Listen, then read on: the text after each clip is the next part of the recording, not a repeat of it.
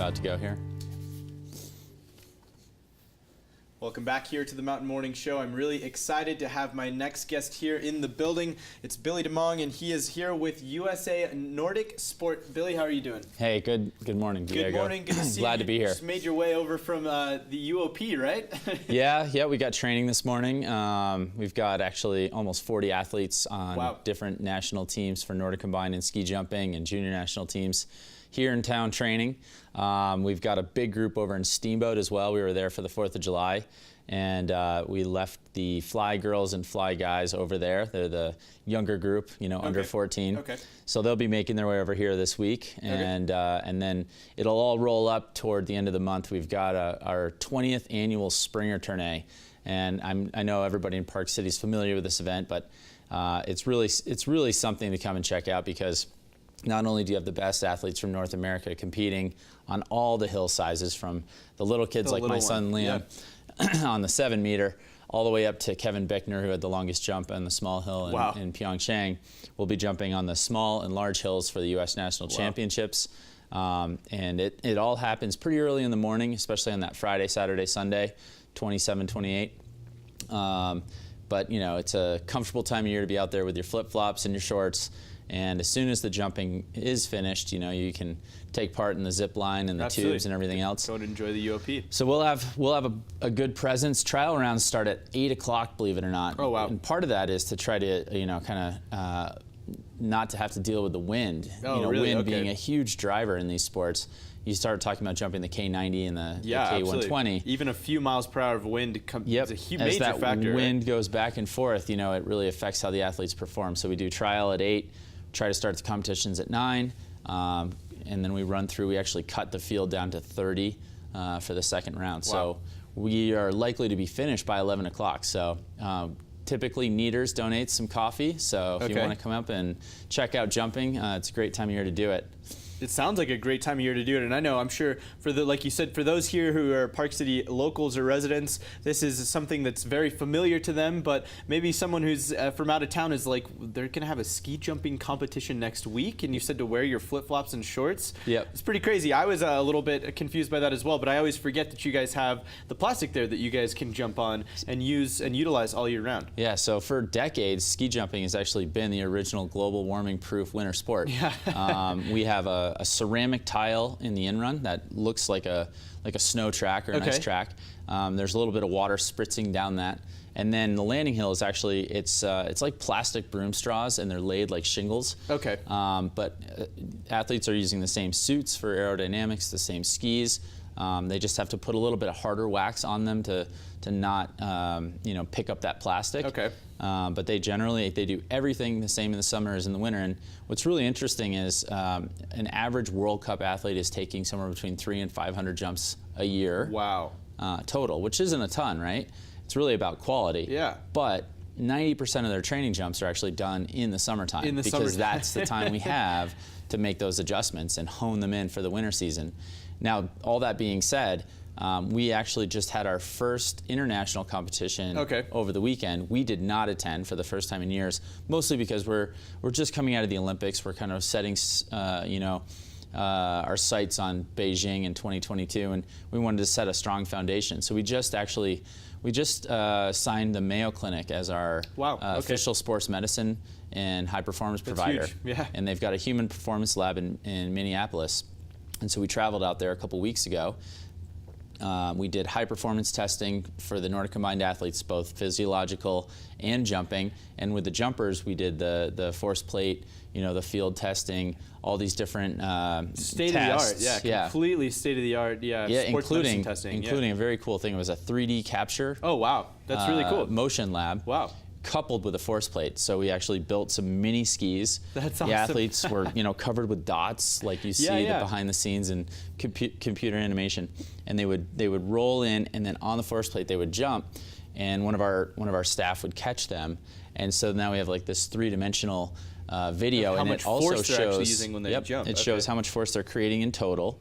It also shows how much force they're losing at each joint. Wow. So then we can go back and say, okay, if you're able to keep your arm straight, or if you're able to focus, keep the angle of your leg in that in-run position, But all that being said, so they're going to be here training through this month. So today, Tuesday, Thursday and Saturday of this week, they'll be up there from about 9 o'clock till 10:30 jumping. Jumping, so you can actually just go. Yep. If, Anybody even if you're who's just hanging right out at now the wondering what they're going to do after they finish their coffee can get up to the UOP. Awesome. And the U.S. national teams will be up there. And then as soon as that Springer Tourney event at the end of the month is over on July 29th, we'll go back to the Mayo Clinic for a second series of testing. Wow. So we can start to build a long-term athlete development model with a database of information. And then we're going to fly to Europe and the Grand Prix start. And so, you know, as much as we don't know about ski jumping in this country, men's ski jumping last year had the largest television audience of any winter sport. Outside of the Olympic Games, more than 550 million unique spectators watched a men's jumping competition on live television. And women's jumping now, we're adding a lot of big hill events, so they'll be together with the men for the first time most of the year. So they're going to start to pick up on those lead in and lead out audience. Their television ratings are about to go through the roof as well. So in addition to the 40 World Cup competitions, 50 total with men and women, that will take place next winter. There's almost 20 Summer Grand Prix competitions, which are almost the same. Same prize money, same crew, same best athletes in the world. Yep. That's amazing. And I think you hit the nail on the head that, you know, we are so lucky here in Park City to have such a unique experience in that being able to see these winter sports taking place. You know, there's not a lot of other places in the country where you can wake up on a Tuesday morning and say, you know what, I want to see some of the best world-class ski jumpers practicing for a competition next week, and I can do it over at the UOP and have a great day there as well. So it's a really awesome opportunity. Let's talk about how unique it is to be able to wake up and be able to see all of this competition right in our backyard. Well, I'll tell you, you know, I'm originally from Lake Placid, New York. Great facilities, obviously host of 2 Olympic Games.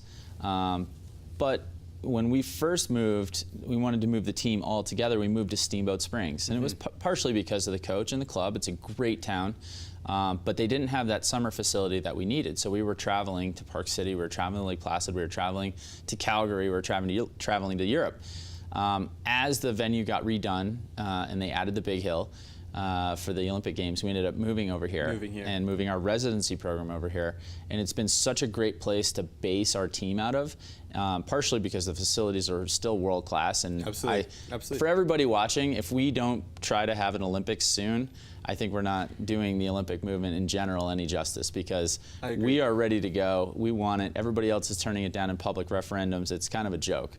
But I think Salt Lake and Park City should absolutely set the standard for sustainability in the Winter Games. But the other beautiful thing here, obviously, I live in the Junction. It's an easy 25-minute drive to the airport. We've got 3 or 4 direct flights a day to Europe. It's a game changer for international athletes. I think that's why a lot of athletes are basing here, is not only do you have world-class facilities, amazing mountains, you know, great mountain biking and trail systems and everything to work out, center of excellence that the U.S. ski team has down the street. But you've got just a fabulous airport down the street that you can go to Paris at 5 o'clock at night. You can get up, train, have a full day, get on that plane ready to go to sleep, wake up in Europe, and be ready to go. And I think the funny thing, I heard someone the other day say that, you know, you can travel from here to Park City to the airport and pretty much hit one light. And I was like thinking, like, oh yeah, that's kind of, no, really, I think there's about one light. My rule of thumb. Yeah, if you take 40. My rule of thumb, and I do live in the Junction, so I don't have any lights. I live on the other side. The other side of the road. My rule of thumb is when I get the notification that says your flight starts boarding in 30 minutes, I get in the car. Wow. And I have not. I park in long term. I've never missed a flight. That's amazing. Some tips there from Billy Demong about how to get to the airport quick there. But no, I think you're completely right. We're so lucky here to have all of these athletes. And I think as a resident, as a community member of Park City, I feel blessed because I get to wake up and you know, see these people in my community on a daily basis. I get to interact with them on a daily basis, and even better, I get to see them train for all these great events that are coming up on a daily basis as well. So let's talk about where people can stay up to date with all of these great events that are coming up, these competitions, and then also encourage you to make your way down to UOP to check it out in person. It would be awesome to see. So our website is usanordic.org. We have the schedule for the Springer Tourney on our website, as well as a fundraiser we're doing on the 25th at Jeremy Ranch. One of the best ones is the Utah Olympic Park website. Okay. And that actually will include training and competition information for also the Oval down in Salt Lake, awesome. as well as Soldier Hollow. Excellent. So those are our 3 key Olympic venues. We've got the Oval for speed skating down in Salt Lake. We've got the jumps up here with the bobsled track for luge and skeleton as well. And then down in Soldier Hollow in Heber, we've got the golf course, but also the cross-country trails, biathlon trails. So tons going on. Literally hundreds of Olympic athletes that live here, train here. It's kind of funny, if you're an Olympic gold medalist, this is a great town to live because you're just like everybody else. You're just like everyone else. Nobody cares. I love it, right? That's so amazing. And also, I think I wanted to talk about one just quickly before we have to get out of here. A unique opportunity to Park City's kids. It's the fact that they have opportunities to pursue sports other than the traditional basketball, football, swimming, soccer, whatever it is. We have kids here that can have Olympic dreams and make those dreams come true. So let's talk about how kids that maybe are just getting into skiing and maybe want to try Nordic out and have never done so. How can they get involved with the program and maybe make their way, hopefully eventually, to start training with you guys over at USA Nordic? Well, so, you know, a couple quick things. There is tons of youth programs to try all of these sports, from biathlon to ski jumping. In fact, my 7-year-old is going to be jumping here in about an hour. I got to go home and grab him, take him up to the hill. So it's called a sugar glider camp. Again, you can find that information on the Utah Olympic Park website. And so great youth programs across the board, lots of really easy entry points. There's a great organization in this town called the Youth Sports Alliance, which helps facilitate a program called Get Out and Play. And I know Emily Fisher will be psyched if she's watching, but we love YSA too. YSA is a great program. YSA is great. Get Out and Play gets every kid in the school district out on Friday afternoons that wants to. No barrier to entry, financial or otherwise, to be able to get out and try different sports. Specifically in the wintertime, they come out and try ski jumping, they come out and try alpine skiing and snowboarding and cross country and all these other ones. And from there, there's a really well-developed pipeline of, okay, when you're 8, you do this. When you're 10, you do that. And the biggest lesson, though, that I'd want to share that's maybe not as, well advertised out there is, you talked about, kids trying to chase their Olympic dreams, which I think is fantastic. But at the end of the day, the best thing that I think we do in this town is make great humans. Absolutely. Because for every 100 kids that tries, probably 1 or less will go to the Olympics, right? And so if we always anchor our decisions around what's the best sport for my kid? My kid's short. Should he do this? My daughter's tall. Should she be a ski jumper? Well, maybe. But at the end of the day, I found it really, really important from my own experience as a kid, the other Olympians that I watched growing up were the ones who didn't make it, and my son and his friends do as many sports as possible. Have and fun. A lot of these, like ski jumping, one of the best things about ski jumping is it teaches courage and confidence. Absolutely. Because you cannot ski jump if you can't let go of that bar and go straight. If you doubt yourself even slightly. There are no ways out. So. Yeah. Well, you're totally right. Making some great kids here, some great humans here in Park City. Billy, thank you so much. Thanks a lot. Much appreciated. Make your way over to the UOP here in the next few days to check out Billy and the Nordic team as they prepare for the upcoming competition there at the UOP as well. Head over to UtahOlympicLegacy.org. That's the UOP, Utah Olympic Parks website. There you can find more information on Nordic as well as all the other Olympic sports as well and any major events that are coming up there. I highly encourage you to make your way over there and enjoy, because we have such a special opportunity here in Park City to be able to witness these sports firsthand. So definitely make your way there. We're getting ready to talk to Austin Schofield about some awesome Olympic bid news here for Salt Lake City. So this is a perfect segue into our next segment. We'll be right back right here on the Mountain Morning Show. We'll be right back.